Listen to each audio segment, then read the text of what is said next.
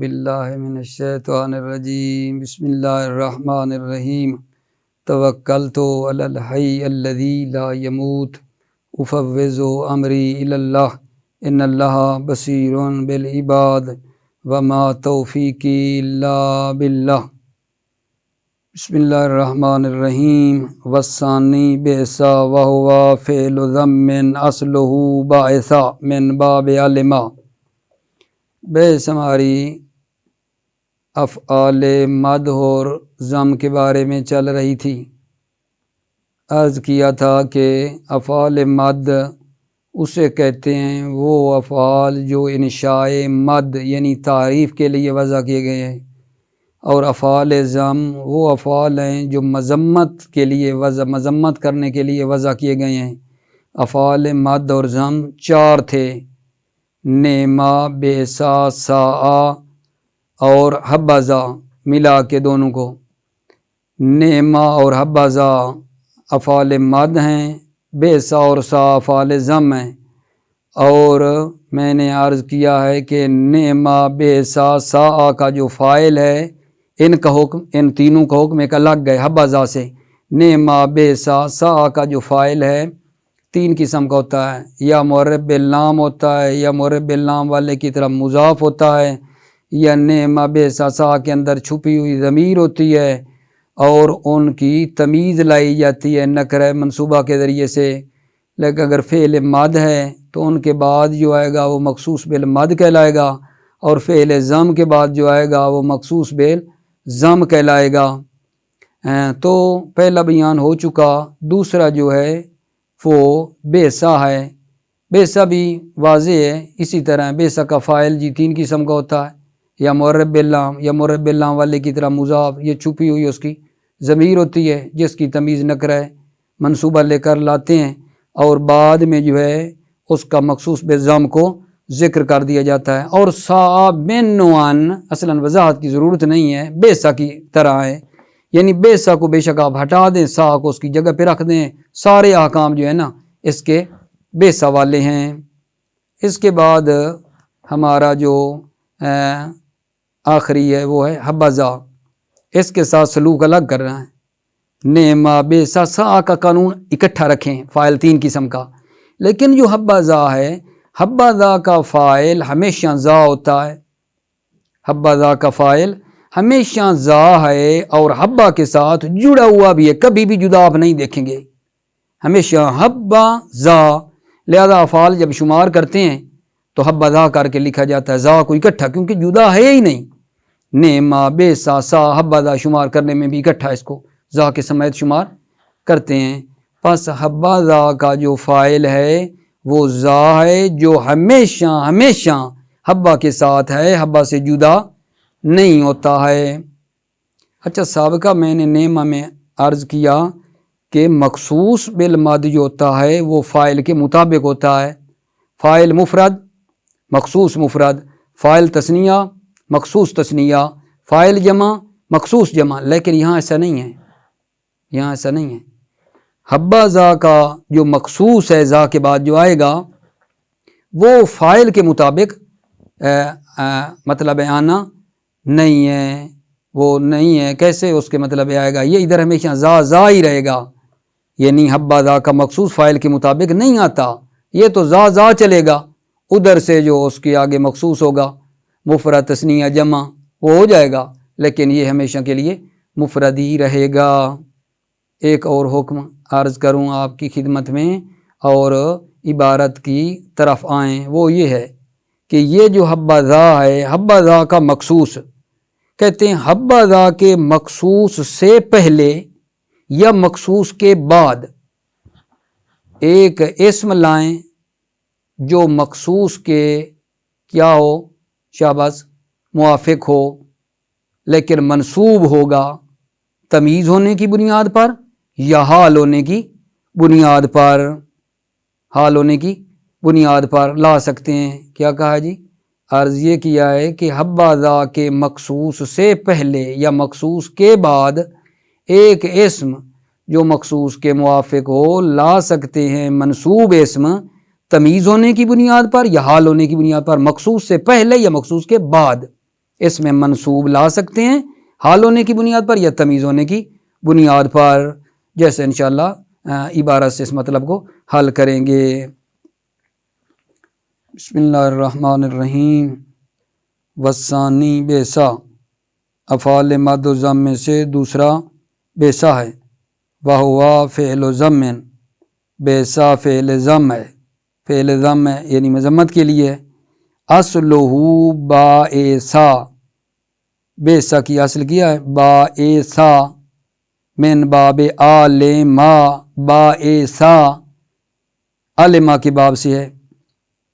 پھر کیا ہوا جی، بائسا تھا یہ تو بیسا ہے، کہتے ہیں فَكُسِرَتِ الْفَاءُ لِتَبْيَتِ الْعَيْنِ، فا کو کسرہ دے دیا گیا، فا کلمہ کو با کو کسرہ دے دیا گیا، کیوں؟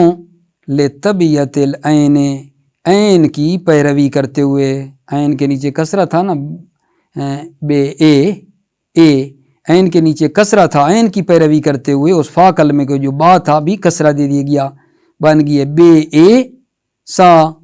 پھر کیا کیا جی، ثم اسکنت العین تخفیفاً، پھر عین کلمے کو ساکن کر دیا گیا، کیوں جی؟ تخفیفاً، مفعول اللہ ہے، تخفیف کی خاطر، تخفیف کی خاطر۔ فصارت بیسا، تو پس بیسا ہو گیا۔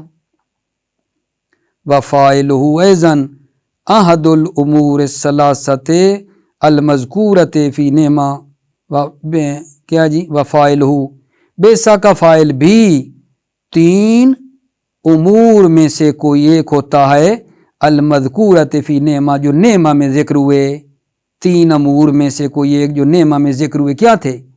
نعمہ میں تو یہ تھا کہ اس کا فاعل معرف باللام ہوتا ہے، دو فاعل معرف باللام والے کی طرف مضاف ہوتا ہے، فاعل چھپی ہوئی ضمیر ہوتا ہے جس کی ضمیر نکرہ منصوب آتی ہے، یہی تین کام یہاں بھی ہیں، مطلب یہ ہے۔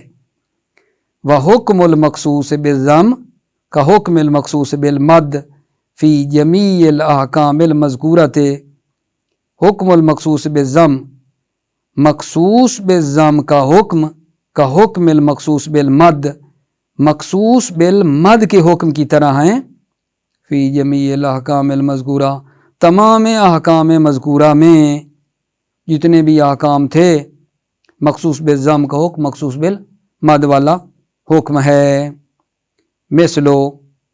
مثلاً کیا تھا مخصوص بالضم کا حکم مخصوص بالمد کی طرح ہے، مخصوص بالمد میں یہ تھا کہ وہ فاعل کے مطابق ہوتا تھا، یہاں بھی مخصوص فاعل کے مطابق آئے گا، یعنی مثل جیسے بیس الرجل زیدن، کتنا برا آدمی ہے زیدن، جو کہ زید ہے۔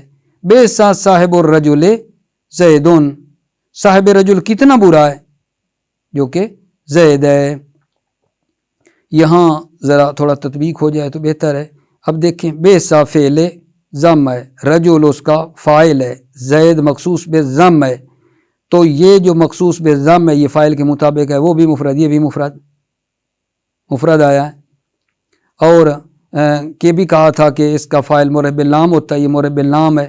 اگلی مثال جو دی ہے وہ معرف باللام والے کی طرح مضاف کی دی ہے۔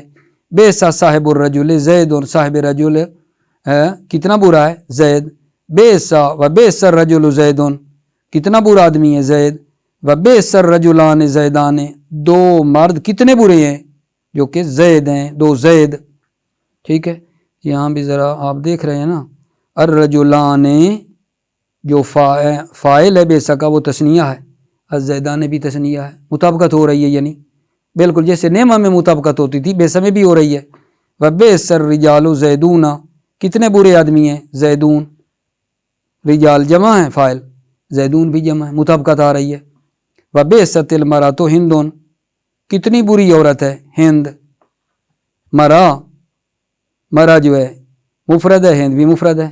و بیست المرأتان ہندان، دو عورتیں کتنی بری ہیں ہندان، دو ہندا، تو یہ ہندان مراتان کے مطابق آ رہا ہے۔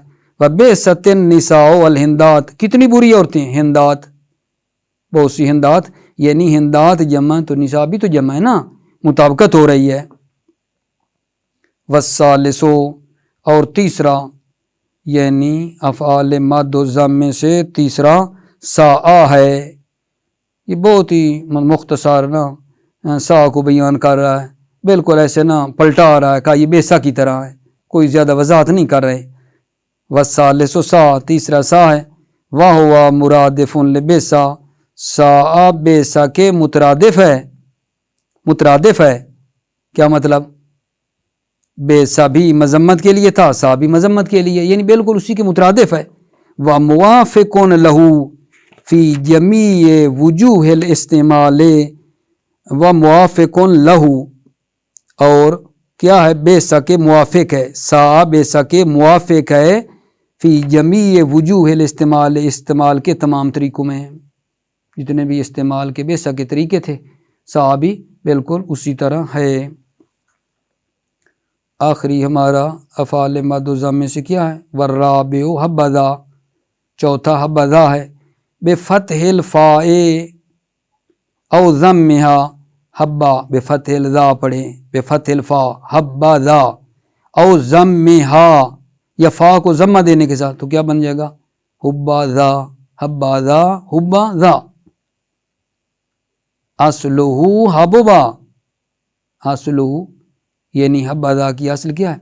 حببا، بضم العین ہے، عین جو با کلمہ ہے، عین اس کے اوپر ضمہ ہے، پھر کیا کیا جی؟ حببا تھا تو فاسکنت الباء الاولی، پہلی با کو ساکن کر دیا گیا، وادغمت فی الثانیۃ علی لغۃ الاولی، اور جب پہلی با کو ساکن کیا وادغمت فی الثانیہ، دوسری با میں ادغام کر دیا گیا، علی لغۃ الاولی، پہلی لغت کے مطابق، پہلی لغت کے مطابق با کو با میں ادغام کر دیا تو کیا ہو گیا؟ حبا زا ہو گیا۔ یا یہ کریں گے وَنُقِلَتْ ضَمَّتُهَا إِلَى الْحَاء، یا با کے ضمے کو ہا کی طرح منتقل کر دیں گے، وَأُدْغِمَتِ الْبَاءُ فِي الْبَاءِ عَلَى لُغَةِ ثَانِيَةٍ، اور با کو با میں ادغام ہو جائے گا علی لغت ثانیہ، دوسری لغت کے مطابق، تو بن جائے گا حبا زا۔ وحبا لا ينفصل عن ذا، حبا ذا سے منفصل نہیں ہوتا، حبا ذا سے جدا نہیں ہوتا ہے، فی الاستعمال، استعمال میں، ولہذا یقال فی تقریر الافعال حبذا، اس لیے افعال کے شمار کرنے میں حبذا کہا جاتا ہے، حبذا کہا جاتا ہے افعال کے لکھنے میں۔ وہوا مرادف لنعما، وہوا مرادف، یعنی یہ حبذا مترادف ہے نعمہ کے، جیسے نعمہ بھی مد کے لیے، یہ بھی مد کے لیے، وفاعلہ ذا، اور حبذا کا فاعل ذا ہے، والمخصوص بالمد مذکور بعدہ، مخصوص بالمد مذکور بعدہ، حبذا کے بعد جو ہے وہ ذکر ہوا ہے، ہوتا ہے۔ وإعرابہ کا اعراب مخصوص سے نعمہ فی الوجہین المذکورین، وإعرابہ کس کا جی؟ مخصوص کا اعراب، وإعرابہ کا اعراب مخصوص نعمہ، نعمہ کے مخصوص کے اعراب کی طرح ہے، ٹھیک ہے۔ وإعرابہ، اس حبذا کا جو مخصوص کا اعراب ہے، اس کا اعراب کس کی طرح ہے؟ نعمہ کے مخصوص کے اعراب کی طرح ہے، فی الوجہین المذکورین، دونوں وجہیں جو ذکر ہوئیں، یعنی چاہے حبذا ہو چاہے حبذا ہو، دونوں وجہوں میں اس کا جو مخصوص ہے نعمہ کی طرح ہے۔ لکنہ لا یطابق فاعلہ فی الوجوہ المذکورۃ، لکنہ، لیکن یہ جو مخصوص ہے، یعنی حبذا کا جو مخصوص ہے، لا یطابق فاعلہ، یہ اپنے فاعل کے مطابق نہیں ہوتا ہے، لکنہ مخصوص، یہ مخصوص فاعل کے مطابق نہیں ہوتا، فی الوجوہ المذکورہ، وجوہ مذکورہ میں، بلکہ مخصوص مفرد تثنیہ جمع بھی ہوگا تو وہ ذا ہی رہے گا۔ مثلو حبذا زیدن، حبذا زیدن، اب آپ دیکھیں ادھر ذا ہے، حبذا زیدان، تھوڑا پڑھ لوں پھر ترجمہ کرتا ہوں، حبذا زیدان، ادھر ذا زیدان جو مخصوص ہے وہ تثنیہ ہے، وحبذا زیدون، ذا ہے ادھر فاعل، زیدون ادھر جمع ہے، حبذا ہندن، ذا ادھر اور ہند جو ہے مخصوص وہ مطلب ہے مؤنث ہے، حبذا ہندان، ادھر زا ہے، ہندان جو ہے وہ مؤنث آیا ہے اور تثنیہ ہے. حبذا الہندات، ادھر زا ہی لگا، ادھر ہندات جو ہے مؤنث ہے اور جمع ہے. تو یہ دیکھا ہم نے کہ کوئی مطابقت یہاں نہیں ہے. تھوڑا ترجمہ کی طرف اشارہ کرتے جائیں. حبذا زیدن، حبذا زیدن، زید کتنا اچھا ہے. حبذا زیدان، دو زید کتنے اچھے ہیں. وحبذا زیدون، یعنی سب زید، زیادہ زید کتنے اچھے ہیں. وحبذا ہندن، ہندا، ہند کتنی اچھی ہے. وحبذا الہندان، دو ہندا کتنی اچھی ہیں. وحبذا الہندات، ہندات کتنی اچھی ہیں. آخری مطلب جی وہ یہ تھا کہ مخصوص سے پہلے یا بعد میں ایک اسم ہو.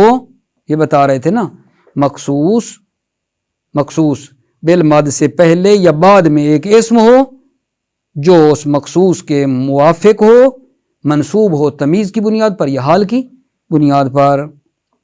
وَيَجُوزُ أَن يَكُونَ قَبْلَهُ أَوْ بَعْدَهُ اسم موافق له، جائز ہے ان یکون قبلہ، مخصوص سے پہلے، او بعدہ یا مخصوص کے بعد کیا ہو، اسم موافق لہو، ایک اسم ہو جو موافق اور مطابق ہو، لہو اس مخصوص کے مطابق ہو. منصوباً علی التمیز، تمیز کی بنیاد پر منصوب ہو، او علی الحال یا حال کی بنیاد پر منصوب ہو، یعنی وہ تمیز ہوگا یا حال ہوگا. مطلب ہے مثلو حبذا رجلا زیدن، یہ حبذا، حبا فعل مد، ذا فاعل، رجلا کیا ہے تمیز، زید مخصوص.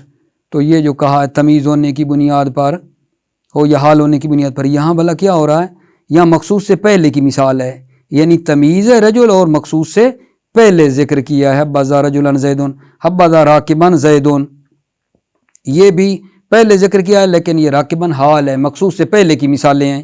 بعد کی مثالیں ترجمے کی طرف آتا ہوں. حبذا زیدن رجلاً، یہاں حبذا ذا فاعل ہے، زید مخصوص ہے، رجلاً جو تمیز ہونے کی بنیاد پر منصوب تھا نکرہ وہ بعد میں آ گیا ہے. یعنی یہ بعد کی مثالیں ہیں کہ جب مخصوص کے بعد آتا ہے. وحبذا زید راکباً، زید مخصوص ہے اور راکباً حال ہے جو کہ بعد میں آیا ہے. مطلب کیا جی، حبذا رجلا زیدن، ٹھیک ہے، وہ کتنا اچھا ہے. حبذا وہ کتنا اچھا ہے، رجلان یعنی مرد ہونے کے لحاظ سے زید. حبذا رجلان زیدن، وہ کتنا اچھا ہے مرد ہونے کے لحاظ سے زید. حبذا راکبا زیدن، زید کتنا اچھا ہے، در حالانکہ وہ کیا ہے، سوار ہے. در حالانکہ وہ سوار ہے، حال کا معنی کرتے ہیں نا.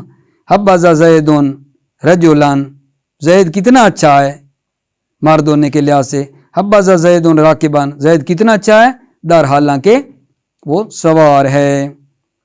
ایک آخری مطلب جی، بالکل آخری، وہ یہ ہے کہ یہ جو ہم نے 4 افعال پڑھے ہیں، افعال مد و ضم، یہ کیا ہیں، یہ متصرف نہیں ہوتے ہیں، یہ ان کی کوئی گردان وغیرہ نہیں ہوتی ہے سوائے اس کے کہ ان کے نا تا لگتی ہے، ان میں تا لگ جاتی ہے، لیکن یہ متصرف نہیں ہے. اس لیے ان افعال کو نا افعال غیر متصرفہ بھی کہا جاتا ہے. وَعْلَمْ، آپ جان لیں، إِنَّهُ لَا يَجُوزُ التَّصَرُّفُ فِي هَذِهِ الْأَفْعَالِ غَيْرَ إِلْحَاقِ التَّاءِ، آپ جان لیں کہ ان افعال میں تصرف جائز نہیں ہے غیر الحاق التاء فیہا، سوائے اس کے کہ ان افعال میں تا ملحق ہوتی ہے. وَلِہَذَا سُمِّيَتْ هَذِهِ الْأَفْعَالُ غَيْرَ مُتَصَرِّفَةٍ، اسی وجہ سے ان افعال کو غیر متصرفہ کا نام دیا جاتا ہے. السلام علیکم ورحمۃ اللہ وبرکاتہ.